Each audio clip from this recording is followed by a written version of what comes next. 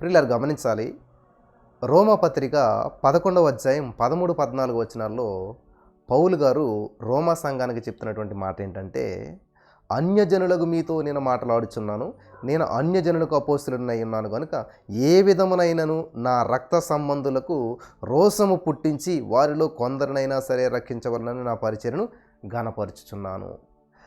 ఈ పౌలు గారు మాట్లాడేటువంటి మాటలు ఆయన పుట్టించే రోషము ఎందుకనంట? రక్షించబడటానికి పుట్టించేటువంటి రోషం ఇది. ఈరోజు చాలామందికి రోషం ఉంటుంది. ఏంటంటే ఎవరేమన్నా నేను ఊరుకోను, ఎవరేమన్నా ఊరుకోకుండా ఉండటం, అది కాదు రోషం. ఇక్కడ దైవికమైన రోషం ఏంటంటే ఎవరేమన్నా సరే నేను ఊరుకుంటాను, అది దేవుని కొరకు రోషం. చూసారా? ఈ లోకంలో రోషం అంటే ఏంటంటే ఎవరంటే నేను ఊరుకోను, అసలే నేను ఎందుకు పడాలి, అది లోకంలో రోషం. కానీ దైవికమైన రోషం ఏంటంటే ఎవరు ఎన్నన్నా సరే, ఎవరు నిందించినా సరే, ఎవరు ఎటువంటి అవమానాలు వేసినా సరే నేను తట్టుకుంటాను, నేను నిలబడతాను in the name of Jesus. అది దేవుని కోసం రోషంగా నిలబడతామంటే.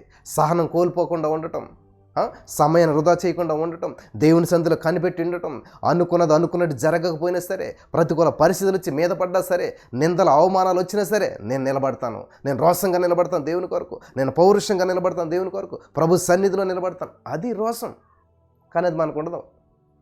మనకుండే రోషం ఏంటంటే ఎవరేమన్నా నేను ఊరుకోను, నన్ను ఎందుకు అనాలి. చూసారా? ఇటువంటి రోషం పనికిరానటువంటి రోషం ఉంటుంది, పనికొచ్చేటువంటి రోషం ఉండదు. వీళ్ళు గమనించాలి. ఎవరన్నా ఏదంటే రెస్పాండ్ అయిపోతే అది గొప్పతనం కాదు. ఎవరేమన్నా కూడా తట్టుకొని నిలబడతాం. చూసారా? ఎన్ని గాలివానలు, ఎన్ని తుఫాన్లు వచ్చినా కూడా ఇల్లు పడిపోకుండా, చెట్టు పడిపోకుండా ఉందంటే గ్రేట్ రా, ఎంత తుఫాన్లు వచ్చినా కూడా చెట్టు పడలేదు, ఇల్లు కూలిపోలేదు అంటారు. చిన్న గాలికే పడిపోయింది అనుకో, అరే ఏం కట్టాడు రా అసలు ఇల్లు, ఇది ఇంత అల్పంగా ఉన్నదేంటి, ఇంత స్వల్పంగా ఉన్నదేంటి, ఏ మెటీరియల్ వాడాడు, చెడ్డ మెటీరియల్ వాడాడు, తప్పుడు మెటీరియల్ వాడాడు, నాసిరకం మెటీరియల్ వాడాడు అని చెప్పేసేసి తిట్టుకుంటారు. సో నీ యొక్క ఆత్మీయమైన జీవితం చిన్న మాటకి, చిన్న గాలికి పడిపోతా, కూలిపోతా, లేస్తా పడుతూ ఉన్నదంటే రోషం లేదు. హల్లెలూయా. కాబట్టి ఈ రోజున చాలా కుటుంబాల్లో ఉండేటువంటి సమస్యలు నేను చూస్తున్నప్పుడు చాలా ఆశ్చర్యం అనిపిస్తుంది అన్నమాట. ఆవేశంలో, అనాలోచితంగా, అంతే కదా, don't take decision in a short temper అంట. అంటే నువ్వు షార్ట్ సిచ్యువేషన్ చూసి లాంగ్ డెసిషన్ తీసుకోవద్దు. అంతే, ఆ సిచ్యువేషన్లో కోపంలో ఇంకంతే నేను వెళ్ళిపోతానని ఒక పెద్ద డెసిషన్ తీసుకుంటావు, ఇంకా మళ్ళీ రాలేవు. ఈరోజు చాలా కాపురాలు విడిపోట కారణం అదే.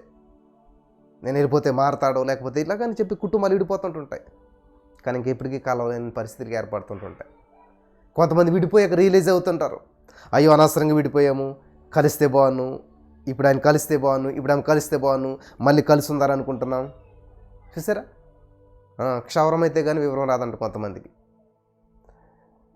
సో ఇక్కడ పౌలు గారి యొక్క ఉద్దేశం ఏంటంటే రోషం పుట్టించడంట వాళ్ళకి. నేను మత నిష్ట కలిగినటువంటి వాడిని, గమలీయేలు పాదాల దగ్గర చాలా నిష్టగా నేను నేర్చుకున్నాను, ధర్మశాస్త్రాన్ని పాటించాను. పఠించడం వేరు, పాటించడం వేరు. పఠించడం అంటే చదవటం, పాటించడం అంటే అనుసరించడం. ఇన్ని చేసినటువంటి పౌలు గారి జీవితంలో ఏ విధమైన ఫలితం లేదు. ఆయన పాటించింది అల్లా కూడా నరహత్యకు దారి చేసింది, మనుషుల్ని హింస పెట్టడానికి దారి చేసింది, మనుషుల్ని చంపాలని చంపాడు, ఎన్నో చేశాడు, సాధించింది ఏమీ లేదు. ఎంతమందిని చంపినా, యేసయ్యను నమ్ముకున్న వాళ్ళని చంపినా యేసయ్యను చంపలేకపోయాడు. వాళ్ళ హృదయాల్లో యేసయ్యను చంపలేకపోయారు. యేసయ్య కొరకు అయినా చనిపోయారు కానీ యేసయ్యను మాత్రం విడిచిపెట్టలేదు ఎవరు కూడా. అలాంటప్పుడు యేసయ్యను ఎక్కడ చంపగలిగాడు? లేదు. గమనించాడు పౌలు గారు ఇదంతా కూడా. అవును, ఇదంతా ఏం జరుగుతుంది ఇక్కడ అసలేని వాట్. కాబట్టి నేను పాటించిన ఇవి ఏమీ పనిచేయలేదు, రోషంతో పనిచేశాను. ధర్మశాస్త్రాన్ని పాటించాలి అందరూ అని చెప్పి గమలీయేలు పాదాల దగ్గర నేర్చుకున్న అదంతా కూడా అనుసరించండి అయ్యా అని చెప్పి రోషంగా నేను ప్రకటించాను. ఎవరైతే వ్యతిరేకంగా ఉన్నారో వాళ్ళందరి విషయాల్లో నేను మరి చాలా నిష్టగా ప్రవర్తించి ఆ నిష్ట పాటించిన వాడిని చంపి పాడేశాను. అయినా కూడా ఏ మార్పులు రాలేదు. ఎప్పుడైతే యేసుక్రీస్తు ప్రభువుతో నా ఎన్కౌంటర్ జరిగిందో, ఒకేసారి ఒక్కరోజు దేవుడు ఒకేసారి నాతో మాట్లాడినప్పుడు నా జీవితం మారిపోయింది, నా ఆలోచన మారిపోయింది, నా చూపు మారిపోయింది, నా నడక మారిపోయింది. ఈరోజున బాప్తిసం పొంది 25 సంవత్సరాలు అయిందేమో. లేకపోతే మీ జీవితంలో ఎంతో కాలంగా దేవుని అనుసరిస్తూ ఉన్నారేమో. ఏ విషయంలో అభివృద్ధి లేదు అసలేనే, ఏ విషయంలో మనం సాధించింది ఏమీ లేదు. కారణం ఏంటంటే ఆచారం. ఆదివారం వెళ్ళాలి కాబట్టి వెళ్తాం, బైబిల్ మోసుకెళ్ళాలి కాబట్టి మోసుకెళ్తాం, తీసుకురావాలి కాబట్టి తీసుకొస్తాం. దాన్ని ఓపెన్ చేసింది ఉండదు, ఏముండదు. ఒక పాస్టర్ గారు హౌస్ విజిటింగ్కి వెళ్ళారంట. దగ్గర దగ్గర 6 నెలలు అయిపోయిందంట పాపం. ఆయన మళ్ళీ హౌస్ విజిటింగ్కి వెళ్తాకి. హౌస్ విజిటింగ్కి వెళ్ళాక అయ్యా హెల్త్ బాగుంటలేదు, అయ్యా సమస్య ఎలాగుందంటే, అమ్మ 91 కీర్తన చదవండి అమ్మా అని చెప్పి ఆయన సరే మీ బైబిల్ కూడా తీయండి అమ్మ అని చెప్తే గబగబా ఆవిడ వెళ్ళి మరి బైబిల్ తెచ్చిందంట. ఆ 91 కీర్తన ఓపెన్ చేస్తే అక్కడ ఆవిడ కళ్ళజోడు ఉన్నదంట. అయ్యో అయ్యగారు, దేవుడు అంత అద్భుతం చేశాడు, గత 6 నెలలైంది నా కళ్ళజోడు మిస్ అయిపోయి ఏమైపోయిందా అనుకుంటా ఉన్నాను, దేవుడి దయ వల్ల ఈరోజు నా కళ్ళజోడు దొరికింది అన్నదంట. అంటే విచిత్రమైన విషయం ఏంటంటే అక్కడ అసలు విషయం బయటపడ్డది. ఏంటంట, 6 నెలలైందంట కళ్ళజోడు బయటపడి ఆవిడది. 6 నెలల క్రితం మర్చిపోయిందంట కళ్ళజోడు ఎక్కడ పెట్టిందంటే, బైబిల్ ఎక్కడ పెట్టింది అనేటువంటి విషయం అక్కడ ఆ బైబిల్లో చదవటానికి కళ్ళజోడు పెట్టి మర్చిపోయింది ఆవిడ. 6 నెలలైంది బైబిల్ తెరిచి. మళ్ళీ పాస్టర్ గారు 6 నెలల క్రితం వచ్చిన పాస్టర్ గారు మళ్ళీ వస్తే ఆ రోజు తెరిచిందనమాట. ఈరోజు నేను చాలా జీవితాలు అలాగ ఉన్నాయి. ఆదివారం టు ఆదివారం మధ్యలో అంతా లోకానుసారం, మధ్యలో ములిగి తత్తి వెళ్తూ ఉంటుంటారు. ఆదివారం మధ్యలోకి లేపాలి, మళ్ళీ దేవుని వాక్యం చెప్పి ఇలా లేపి నుంచోబెడితే మళ్ళీ నడుస్తారు, ముందుకు పడతారు, మళ్ళీ లేస్తారు. ఇంతే జీవితం. అలలాగా ఎగురుతా పడతా సమస్యలు, సంతోషం ఇట్లాగా. సంతోషం వచ్చినప్పుడు సంతోషించడం కామన్ అండి, లోకంలో ఎవడైనా సంతోషిస్తాడు. మరి ఏంటి క్రైస్తవ జీవితం అంటే ఏంటంటే, శ్రమను కూడా సంతోషంగా ముందుకెళ్ళగలిగినటువంటి వాడు క్రైస్తవుడు అనమాట. హల్లెలూయా. యేసుక్రీస్తు ప్రభువు చూడండి, గుద్దిన, తన్నిన, కొట్టిన, తిట్టిన, ఉమ్మేసిన ఏం చేశాడు ఆయన? ఏమన్నా అన్నాడా? అద్భుతం జరిగినా, ఏది జరిగినా ఆ లెవెల్ అయింది మిస్ అవ్వలేదు ఎప్పుడు కూడాను. కానీ ఈ రోజున మనలో ఈ వాక్యం వింటున్నటువంటి వారిలో చాలామంది నాతో మాట్లాడుతున్నటువంటి వారి మాటలను బట్టి, అన్న ఎంతకాలం ప్రార్థన చేస్తున్నాం మేము, ఎందుకని మాకేం జరగట్లేదు అసలేని. ఒకవేళ జరిగిందనుకుంటే ఎక్సైట్మెంట్లో ఫోన్ చేస్తారు, అన్న అసలు దేవుడు అద్భుతం చేసేసాడు, ప్రైజ్ గాడ్. నెక్స్ట్ డే మళ్ళీ కనిపించరు. దేవుడు ఆశించేది నీ ఎగ్జైట్మెంట్ చూసేసి గొంతులేసేసేసి ఆ రోజు సాక్ష్యం చెప్పేసేసి, oh praise God thank you Jesus అని చెప్పేసేసి ఇలాగా తారచు ఇలాగెళ్ళి ఇలా కింద పడిపోయినట్టుగాను అట్లా. అది ఏదో ఆ యొక్క దేవాలయ టైంలో చూడండి, క్రాకర్స్ ఇలాగ జమ్మని ఎగిరితే మళ్ళీ ఆరిపోతాయి. అటువంటి జీవితాన్ని దేవుడు ఆశించట్లేదు. నీతిమంతులు ఆకాశ నక్షత్రాలలో నిరంతరం ప్రకాశించారట. నిరంతరం నువ్వు ప్రకాశించాలని దేవుని యొక్క ఉద్దేశం. ఆదివారమా సోమవారమా అది కాదు సంబంధం. నువ్వు సండే క్రైస్తవుడు అయితే సండే మాత్రమే వెలుగుతూ ఉంటుంటావు. మండే క్రైస్తవుడు ప్రతిరోజు మండుతూనే ఉంటాడు. మంట, రోషం కలిగిన వ్యక్తులు మంట ఉంటుంది. అది రోజుతో సంబంధం ఉండదు, సమయంతో సంబంధం ఉండదు, పరిస్థితుల్లో సంబంధం ఉండదు. మంట ఎప్పుడు మండుతూనే ఉంటుంది. నేను నా చిన్నతనంలో 94 ఆ టైంలో బ్లోఅవుట్ అయింది పాసర్లపూడిలో. ప్రపంచవ్యాప్తంగా ఫేమస్ అయిపోయినప్పుడు బ్లోఅవుట్ అంటే గ్యాస్ లీక్ అయ్యి వెళ్ళింది మంట పైకి. వెళ్ళాను నేను అప్పుడు 4th 5th చదువుతూ ఉన్నాను. దాన్ని ఆ మంట నార్పడానికి ఎన్ని వాటర్ వేశారో, ఎన్ని పైపులు పెట్టారో, ఎన్ని చేశారో, ఎంత జరిగిందో ఎక్కడికి ఆపలా పేరు. వింటున్నారా? ఎన్ని చేసినా కూడా ఆ ప్రయత్నాలన్నీ విఫలమైపోయాయి. గ్యాస్ వస్తూనే ఉంది పైకి. చూసారా? ఏది ఆపలేకపోయింది, వాటర్ ఆపలేకపోయింది. ఏది కాడికి ఎవరో ఫారిన్ కంట్రీ ఆయన వచ్చి పెద్ద ఇనప ప్లేట్ తయారు చేయించి దాన్ని ఎలాగైతే దాని మీద వేసాడనమాట. అప్పుడు ఆ మంట అంతా కిందకి పోయి గాలి లేకపోవడంలో మంట ఆగిపోయింది అక్కడితోటి. కాబట్టి ఈరోజు నీ మాటలు వింటున్న ప్రియమైనటువంటి సహోదరి స్నేహితులారు చాలా జాగ్రత్తగా వినాలి. ఇది చాలా అద్భుతమైనటువంటి విషయం. నీలో ఫైర్ ఉండాలి, మండే క్రైస్తవుడిగా ఉండాలి. నీ మంటను ఎవరు ఆర్పలేరు. ఏ సైతాన్గాడు కానీ, ఏ శక్తులు కానీ ఒకవేళ ఆర్పాలంటే వాళ్ళ మంటలాగా మారిపోతారు, వాళ్ళు మండిపోతారు. In the name of Jesus. Hallelujah. అంతే కదా? నువ్వు మండుతుంటే ఎవడన్నా మంటలో పడితే వాడు కూడా మండుతాడు. అది మంట అంటే. నీలో పవర్ ఉంటే అనగా నీలో కరెంట్ ఉందనుకోండి, నీలో కరెంట్ ప్రవహిస్తుంది, ఎవడన్నా వచ్చి నిన్ను పట్టుకుంటే వాడు కూడా కరెంట్లోకి ప్రవహిస్తాడు, వాడిలో కరెంట్ ప్రవహిస్తుంది. హల్లెలూయా. దేవునికి స్తోత్రం కలుగును గాక.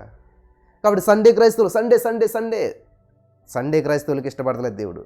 మండే క్రైస్తవులు అంటే మండటం అంటే ఏంటి? సోమవారం క్రైస్తవులు అని కాదు, మంట మంట మంట మంటతో కూడినటువంటి మండుతూ ఉండేటువంటి క్రైస్తవులు. హల్లెలూయా. వాళ్ళకి ఆదివారం సోమవారం పొద్దుట మధ్యాహ్నం సాయంత్రం ఏ సంబంధం లేదు, మంట మండుతూనే ఉంటుంది ఎప్పుడు కూడా. In the name of Jesus. అంట్లు తోముకుంటా ఏసే నీకు వందనాలు ఇస్తే థ్యాంక్ యూ జీసస్ అంటారు. కానీ ఇక్కడ అంట్లు తోముతాను పక్కింటి ఆవిడతో కౌరులు పెట్టి ఏంటి విశేషాలు ఇట్లా ఉండదు. అన్నం పొయ్యి మీద పెట్టి పక్కింటి ఆవిడతో కౌరులు పెట్టి ఏంటి ఆవిడ ఈ మధ్యన తెగ చీరలు మార్చేస్తుంది. చూసారా, ఇది విషయం. కానీ ఎవరైతే దేవుని రాజ్యాన్ని నీతిని వెతుకుతారో అప్పుడు అవన్నీ అనుగ్రహించబడతాయంట. కాబట్టి నువ్వేం చేస్తావు? అంట్లు తోముకుంటా హల్లెలూయా స్తుతి మహిమ అంటావు, ఆ వాకలు తుడుచుకుంటా, చీపురిచ్చుకుని ఇల్లు ఊడ్చుకుంటా, ఆ తడి బట్ట ఎట్టుకుంటా, ఇవన్నీ చేసుకుంటే ఏం చేస్తావు? థ్యాంక్ యూ జీసస్, వందనాలు యేసయ్యా, ఆరోగ్యం ఇచ్చావు, చేతిలో శక్తినిచ్చావు, బలంనిచ్చావు. నా వయసు వాళ్ళందరూ కూడా లేవలేకపోతున్నారు, నడవలేకపోతున్నారు, కానీ ఈ వయసులో కూడా నాకు ఆరోగ్యం ఇచ్చావు, థ్యాంక్ యూ జీసస్, వందనాలు. అది ప్రతి క్షణం ఆలోచించడం. ఆనందించండి, ఎల్లప్పుడూ ఆనందించడం అంటే ఇదే ఆనందించడం. అంతేగాని పిల్లల్ని ఎంతో పెద్దవాళ్ళని చేశాను, చదివించాను, నాకు అంత దూరం అయిపోయి నన్ను పట్టించుకుని వెళ్ళారు. నీకు ఎందుకంటే పట్టించుకోలేనని గొడవ? నిన్ను పట్టించుకునేవాడు ఉన్నాడు, ముదిమి వచ్చే వరకు నేను ఎత్తుకునేవారు ఒక ఆయన ఉన్నారు, నేను ప్రేమించేవాళ్ళు ఉన్నారు. పాట ఉంటుంది కదా, స్టీవెన్సన్ గారు రాసింది, ఓ నేస్తమా ఈ శుభవార్త మరవద్దు, నిన్ను ప్రేమించే వాళ్ళు ఒకరున్నారని చెప్పేసి. కాబట్టి నిన్ను ప్రేమించే యేసయ్య ఉన్నాడు, దినమెల్లా చేతులు చాపుతున్నాడు. నువ్వు ముసలోడు అయినా సరే నేను ఎత్తుకుంటాను అంటున్నాడు. ఈ అన్నీ మానేసేసి నన్ను నా కొడుకు చూడలేదండి, నా పిల్లలు చూడలేదండి, మా బంధువులు మాట్లాడతలేదండి, నేను ఒక్కదాన్నే ఉన్నానండి, నేను ఒక్కడనే ఉన్నానండి, నేను ఒంటరి జీవితం జీవిస్తున్నాను. ఎందుకు వచ్చింది ఈ తతంగం అంతాను? చెప్పండి. ముసలోడు అయినా ఎత్తుకుని వాడిని పట్టించుకుంటారా మీరు? నిన్ను పట్టించుకోలేని వైపు పరుగులు తీస్తూ ఉంటుంటారా? అందుకనే మనిషి సమాధానం లేకుండా జీవిస్తున్నాడు, అందుకనే మనిషి ఆరోగ్యం లేకుండా మరి అనారోగ్యంతో జీవిస్తూ ఉన్నాడు. వదిలేసేయండి. నేను పిల్లల్ని పెంచి ప్రయోజకులు చేశానని ఉంటుంది బైబిల్లో, వారు నా మీద తిరగబడ్డారని ఉంటుంది. ఇది ఇప్పుడే కాదు, ఎప్పటి నుంచో ఉన్నది. కాబట్టి రోషం కలిగి ప్రభు కొరకు జీవిద్దాం, ప్రభుని మహిమపరుద్దాం, ప్రభు మీద పెడదాం దృష్టి, పిల్లల మీద కాదు. నువ్వు ప్రభు మీద దృష్టి పెడితే ప్రభు వాళ్ళకి బుద్ధి చెప్తాడు, వాళ్ళకి ప్రేమ పుట్టిస్తాడు, వాళ్ళు వచ్చి చూసి ఇలా చేస్తాడు. నిన్న మొన్న ఒక న్యూస్ చూశాను, ఎన్నో కోట్ల ఆస్తిపరుడు అంటుంది ఆయన. ఆస్తిపరుడు అయితే ఆయన ఒక వృద్ధాశ్రమంలో పెట్టారు ఆయన్ని. పెద్ద రచయిత, చాలా పుస్తకాలు ఇప్పటికీ అమెజాన్లో అమ్ముడవుతున్నాయని. అటువంటి వ్యక్తి చనిపోతే వాళ్ళ పిల్లలకు ఫోన్ చేస్తే మీరే కానిచ్చుకోండి అన్నాడంట ఆయన. సొంత కొడుకు, దగ్గర కొన్ని వందల కోట్ల ఆస్తిపరుడు అంట ఆయన. అదంతా పిల్లలకి ఇచ్చేశాడు. ఇంటి దగ్గర ఉన్నప్పుడు కొంచెం ఇబ్బంది అవుతుందని చెప్పేసి ఆయన తిడితే ఆ మానసిక వ్యధతోటి బాధ తట్టుకోలేక వచ్చి అనాథాశ్రమంలోకి వచ్చాడు ఆయన. అక్కడే చనిపోయాడు. కానీ పిల్లలు కూడా మా నాన్న అంటే బిజీగానే ఉన్నాను, నేను కూడాను, కొడుకు కూడా బిజీ, కూతురు రాలేదు. రోజులు చాలా చాలా అధ్వాన్నంగా ఉన్నాయి. కాబట్టి ఈ రోజున నువ్వు ఎవరి మీద ఆధారపడొద్దు, దేవుని మీద ఆధారపడండి. హల్లెలూయా. నేను ఇంత రోషంగా పౌరుషంగా ఎందుకు చెప్తున్నానంటే, నేను హైదరాబాద్ వచ్చినటువంటి సమయంలో 2010 సంవత్సరంలో నా అనేటువంటి వారు ఎవరో మనకు తెలియదు, కానీ దేవుడు మాత్రం నాకు తెలుసు. యేసయ్యను మాత్రం నేను తెలుసుకున్నాను, రక్షణ పొందాను, బాప్తిసం పొందాను. నా గురి గమ్యం అంతా యేసయ్య మీదే ఉన్నది. నేను ఎక్కడున్నా, ఏం చేసినా, ఎలా ఉన్నా సరే నా యేసయ్య నన్ను విడిచిపెట్టడానికి ఒక మనోధైర్యం తప్ప రెండోది ఏమీ లేదు. కాబట్టి యేసయ్య నమ్ముకున్నాను కాబట్టి అద్భుతాలు వెంటనే జరిగిపోయా. యేసయ్య నమ్ముకున్నాను కాబట్టి జీవితం అంతా సక్రమంగా జరిగిపోయిందా? ఆపదలు రాలేదా, కష్టాలు రాలేదా, రావట్లేదా, వస్తలేదా, అన్నీ జరుగుతూ ఉన్నాయి. కానీ ప్రతి దాంట్లో విజయమిచ్చి హల్లెలూయా. శ్రమలు రాకుండా దేవుడు చేయట్లేదు. ప్రతి శోధనలో, శ్రమలో తోడుగా ఉండి ఆర్థిక సమస్య నుంచి విడిపించి, అనారోగ్య పరిస్థితి నుంచి విడిపించి, పేదరికం నుంచి విడిపించి, ఒంటరితనం నుంచి విడిపించి, కృంగుదల నుంచి విడిపించి, నిందలు అవమానాల నుంచి విడిపించి, అనేకంటే విజయమిచ్చి దేవుడు నడిపిస్తూ ఉన్నాడు. హల్లెలూయా. విడిపించడం వేరు, మన దేవుడు విజయం ఇస్తాడు. హల్లెలూయా. దేవునికి స్తోత్రం కలుగును గాక. కాబట్టి విడుదల కాదు మనకు కావాల్సింది, విజయం కావాలి. In the name of Jesus. Hallelujah. ఇప్పుడు ఒక రెండు కొట్లాడుకుంటున్నాయి అనుకోండి, ఒకటి ఏం చేసింది, ఎలాగోలని విడిపించుకుని పారిపోయింది. అది విడిపించుకోవడం అంటారు, దానివల్ల గొప్పతనం లేదు. కానీ రెండు పోట్లాడుకుంటూ ఉన్నాయి. ఇదేం చేసిందంటే దీన్ని దీని మీద విజయం సాధించింది. హల్లెలూయా. కాబట్టి ఈరోజు నువ్వు విజయం సాధించాలి. విడిపించబడటం గొప్పతనం కాదండి, విడుదల పొందుకోవడం గొప్పతనం కాదు. హల్లెలూయా. అప్పుల నుంచి విడుదల పొందుకోవడం కాదు గొప్పతనం, అప్పుల మీద విజయం సాధించాలి. అంటే ఏం చేయాలి? అప్పు నీకు బానిస అయిపోవాలి, నువ్వు ఐశ్వర్యవంతుడు అయిపోవాలన్నమాట. హల్లెలూయా. ఒక బట్టల షాప్కి వెళ్ళావంటే ట్యాగ్ చూడకుండా కొనుక్కోవాలి నువ్వు. దేవునికి స్తోత్రం. మా దగ్గర రూపాయి లేదు, కానీ మాకు అటువంటి అవకాశాన్ని దేవుడు ఇచ్చాడు. విశ్వాసం ఉండాలి నీకు. నీతిమంతుడు విశ్వాసం మూలంగా జీవితాడు. డబ్బు మూలంగా, ఉద్యోగం మూలంగా, వెనకాలన్న ప్రాపర్టీ మూలంగా, అత్తోరు మూలంగా, లేకపోతే అమ్మగారి మూలంగా, ఇది కాదు. మా అత్తోరు చాలా ఉన్నవాళ్ళే అండి, అది కాదు జీవితం అంటే. హల్లెలూయా. కాబట్టి విడుదల కాదు కోరుకోవాల్సింది, విజయం కోరుకోవాలి మనం అంతా కూడా. దేవునికి మహిమ కలుగును గాక. హల్లెలూయా. ఆదరించబడుతున్నారా? బలపరచబడుతున్నారా? సమస్యల్ని తొక్కేయాలని చూస్తున్నారా? తొక్కుబడేసేయాలి సమస్యలన్నింటిని కూడా. సమస్యలు తొక్కుని వెళ్ళిపోవాలి మనం అంతాను. ఏ సమస్య నాకు ఎంత మాత్రం హాని చేయదు, ఏ సమస్య నన్ను జయించలేదు. I am more than conqueror. నేను అత్యధిక విజయం పొందినటువంటి వ్యక్తిని. I am believing, I am receiving. Thank you Jesus.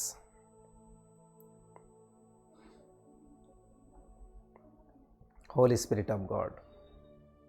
Hallelujah.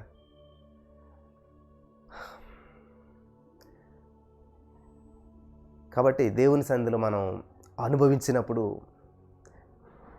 Mango చాలా తీయగా ఉంటుంది. దానికిని అబ్బాయి ఎంత తీయగా ఉన్నదో ఇది అంటే నేను తిన్నాను కాబట్టి దాన్ని చెప్తాను. తింటే దాని యొక్క మధురానుభూతిని తినే కొద్ది చాలా స్వీట్గా అనిపిస్తుంది. అసలు ఎంత సూపర్. అదేంటి, నేను తింటున్నాను కాబట్టి దాని యొక్క టేస్ట్ నేను అనుభవిస్తున్నాను కాబట్టి దాన్ని చెప్పగలుగుతాను. కానీ నాకు తెలియదు, ఎవరో చెప్పారు మ్యాంగోస్ తీయగా ఉంటాయంట అంతే. దాని యొక్క అనుభవం నాకు తెలియదు. అలాగే మనం దేవుని వాక్యాన్ని చదివి చెప్పింది వేరుంటుంది, అనుభవించి చెప్పింది వేరుంటుంది అన్నమాట. యెహోవా ఉత్తముడని ఏం చేయాలంటే చదివి తెలుసుకోమన్నాడా, విని తెలుసుకోమన్నాడా, రుచి చూసి తెలుసుకోమన్నాడు. హల్లెలూయా. కాబట్టి నువ్వు రుచి చూసినట్లయితే, చిన్నపిల్లలు పాలు తాగుతారు కదా, తల్లి పాలు, అవి వాళ్ళకి మాత్రమే టేస్ట్గా అనిపిస్తాయి కదా. మన మామూలు పాల్లో పంచదార అయిపోతేనే మనం కష్టంగా ఉంటుంది తాగటానికి. తల్లి పాలు మీరు తీసి ఎక్కడన్నా ఉగ్గు గిన్నెలు ఎక్కడన్నా పెట్టి చూడండి, ఎంత నీసి కంపు వస్తాయో, అంత స్మెల్ వస్తాయి అసలు. కానీ పిల్లలకి అవి ఎంతో పోషణ, ఎంతో ఇష్టము, ఎంతో ఆరోగ్యం. ఎందుకంటే వాళ్ళకి ఆ టేస్ట్ తెలుసు.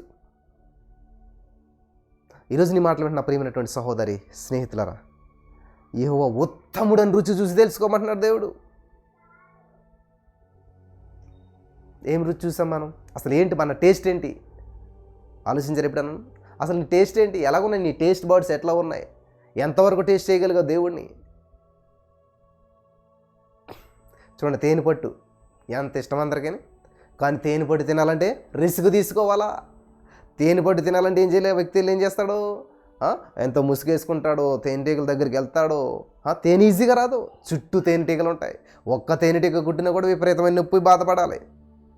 అవన్నటి నుంచి మధ్యలోంచి ఉన్నటువంటి దాన్ని తీసుకురావాలంటే చాలా రిస్క్ తీసుకుని వెళ్ళి తెస్తారు. కానీ ఈజీగా వచ్చేస్తుందా? రావడం లేదు, ఈజీగా రావడం లేదు. వింటున్నారా? అలాగే ఈ రోజున అందరికీ కూడా తీయని అనుభూతులు కావాలి, తీయటి జీవితం కావాలి, ప్రతి అడుగు అద్భుతంగా జరగాలి, మిరకల్స్ జరగాలి, దేవుని పట్ల ఉన్నటువంటి ఆ యొక్క అద్భుతమైన కార్యాలు అనుభవించాలి. కానీ దేవుని రుచి చూడకుండా దేవుని కార్యాలను ఎలా పొందుకోగలుగుతారు? ఈరోజు దేవుడు అవసరం లేదు, దేవుడు చేసే కార్యాలు కావాలి. దేవుడు అవసరం లేదు, దేవుడిచ్చే డబ్బు కావాలి. దేవుడు అవసరం లేదు, దేవుడిచ్చేటువంటి ఫైనాన్షియల్ బ్రేక్ త్రూ కావాలి. దేవుడు అవసరం లేదు, దేవుడు చేసేటువంటి మహోత్తర కార్యాలు కావాలి చాలామందికి. చూశారు కదా, మొన్న ఒక ఎగ్జాంపుల్ చెప్పాను. ₹2 400 కోట్లు. అబ్బా, ఎంతమంది చూసేసారు వీడియో. ఏంటిది, ఎలాగొచ్చేస్తుంది ₹2 400 కోట్లు? వివరంగా వినాలి, చివరి వరకు ఇంటికి అని తెలియదు దాంట్లో ఉన్న ట్విస్ట్ ఏంటన్నది. ₹2 400 కోట్లు, వావ్ ఏంటి, కొన్ని వేలు మంది చూసేసారు వీడియో. సత్యం ఏంటంటే, ఒక ధన సంపన్నుడు ఉంటాడు, ఆయనకు ఒక కుమారుడు ఉంటాడు, ఒక భార్య. చక్కటి జీవితం వెళ్ళిపోతూ ఉన్నది. కుర్రోడు చదువుతున్నాడు, కాలేజీకి వెళ్తూ ఉన్నాడు. సడన్గా యాక్సిడెంట్ అయి చనిపోయాడు. ఒక్కడే కొడుకు. కొడుకు చనిపోయిన వార్త వినగానే భార్య చనిపోయింది. ఒక్కడే ఉండిపోయాడు, ఇంకా యజమానుడు ఒక్కడే. 400 కోట్లు, 4000 కోట్ల ఆస్తి. అయితే అతను కూడా నెమ్మదిగా క్షీణించాడు. భార్య పిల్ల చనిపోయేసరికి చనిపోయాడు ఆయన కూడా. గవర్నమెంట్ హ్యాండ్ ఓవర్ తీసుకుని ఆస్తి అంతా కూడా చేసుకుని వేలం పాటేయటం ప్రారంభించారు. ఇదిగో పలానా యొక్క వ్యక్తి ఆ యొక్క ప్రాపర్టీ అంతా వేలం పాటేస్తూ ఉన్నాం అని చెప్పినప్పుడు అందరూ, నేను బంగారం తీసుకుంటాను, బంగారం కొనుక్కుంటాను, తక్కువకి వచ్చేది కదా, నేను ఆ పొలం కొంటాను, ఇల్లు కొంటాను, కార్లు కొంటాను, ఇలాగా అందరూ ధనవంతులంతా బ్యాంకులో ఉన్న డబ్బు అంతా తీసుకుని కట్టలు పట్టుకుని వచ్చి కూర్చున్నారు. అయితే ఆ గవర్నమెంట్ ఆఫీసర్ వచ్చి ఏం చేశారు తెలుసా?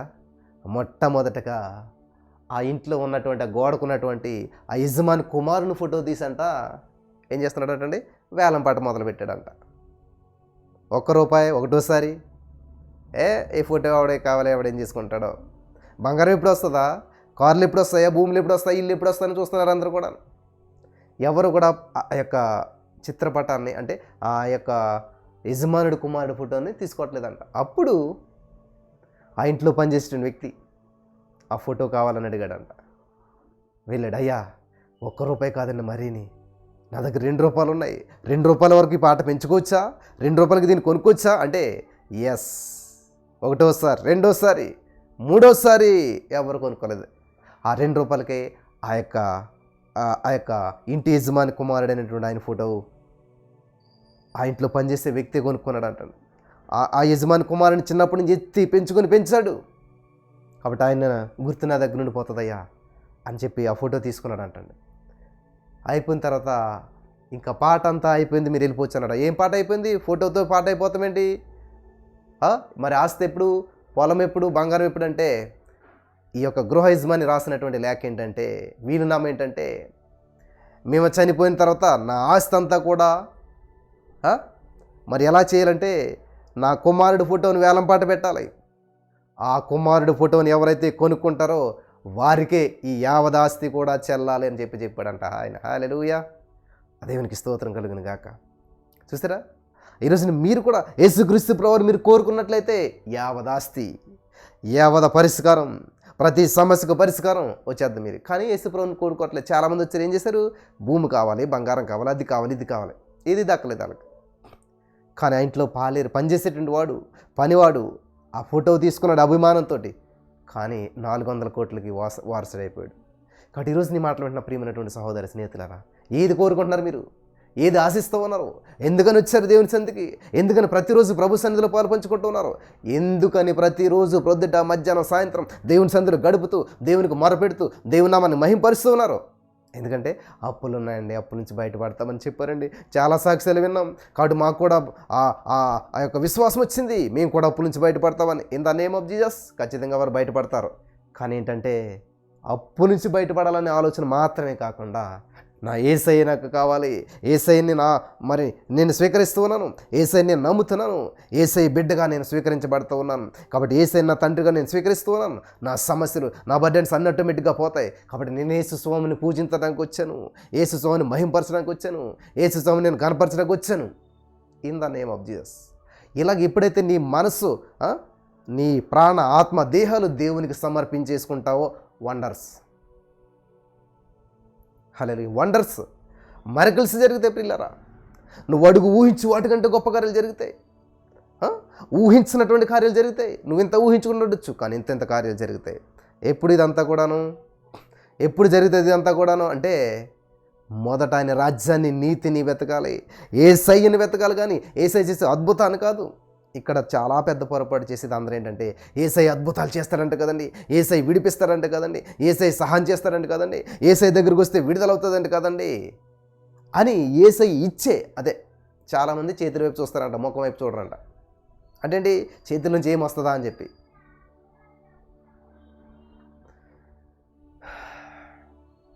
దేవునికి స్తోత్రం కలుగును గాక. కాబట్టి విడిపించబడే వ్యక్తిగా ఉన్నవా, విజయం పొందే వ్యక్తిగా ఉన్నవా? విడుదల కావాలా, విజయం కావాలా? In the name of Jesus. విడుదల కావాలా, విజయం కావాలా? నీకు ఏం కావాలా? అందరూ కూడా విడుదల కావాలంటారు, కానీ విజయం కావాలంటే, ఎంతమందికి విజయం కావాలి అంటే అందరు చేతులు ఎత్తేస్తారు. ఎంతమంది యుద్ధం చేస్తారు? యుద్ధం లేకుండా విజయం ఉండదు. యుద్ధం లేకుండా విజయం లేదు. హల్లెలూయా. పరీక్ష లేకుండా ఫలితం లేదు. Thank you lord. కాబట్టి నా ప్రియమైనటువంటి వాళ్ళారా, సమస్య అంటే, పరీక్ష అంటే ఏం చేయాలి? నువ్వు ఫేస్ చేయాలి.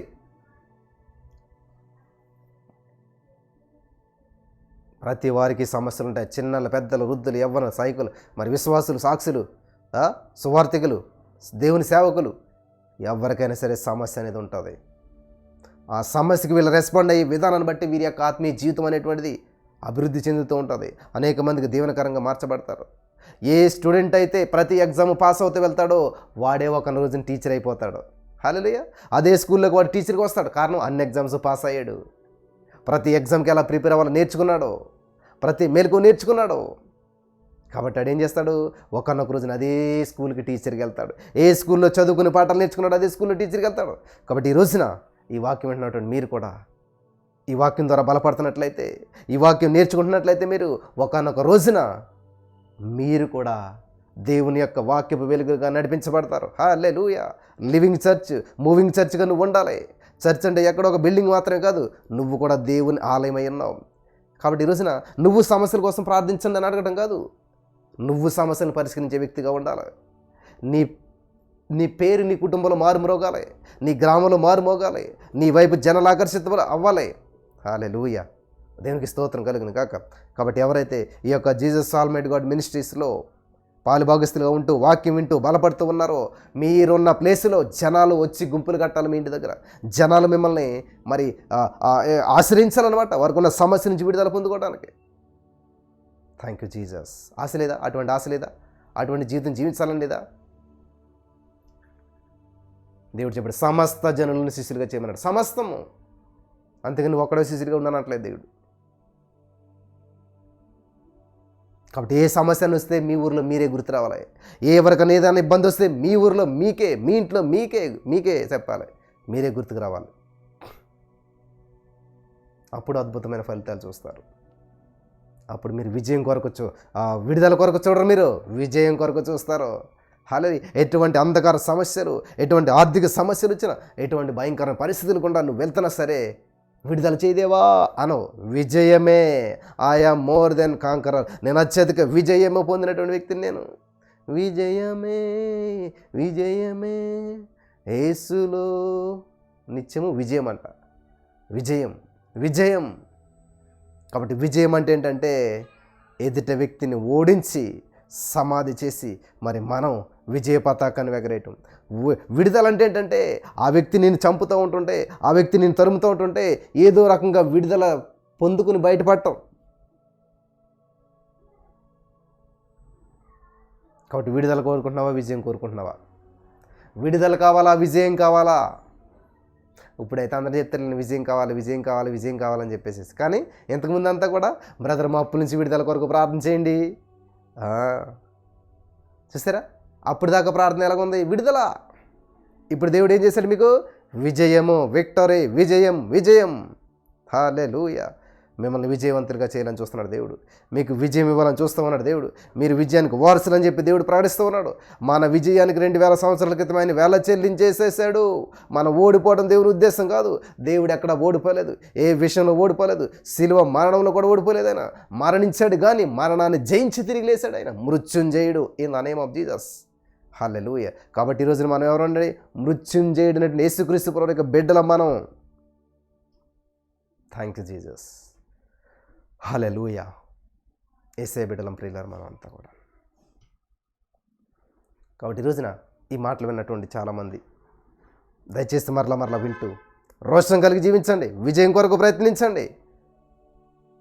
దేవా నాకు విడుదల ఇచ్చినందుకు వందనాలు, విజయం ఇచ్చినందుకు వందనాలు అని చెప్పండి. ఇక్కడ ఉన్న వాక్యం వింటున్న ప్రతి వారికి పరిశుద్ధాత్మ దేవుడు సహాయం చేసి విజయం ఇచ్చి, విడుదల ఇచ్చి, నడిపించి, బలపరచును గాక. ఆమెన్.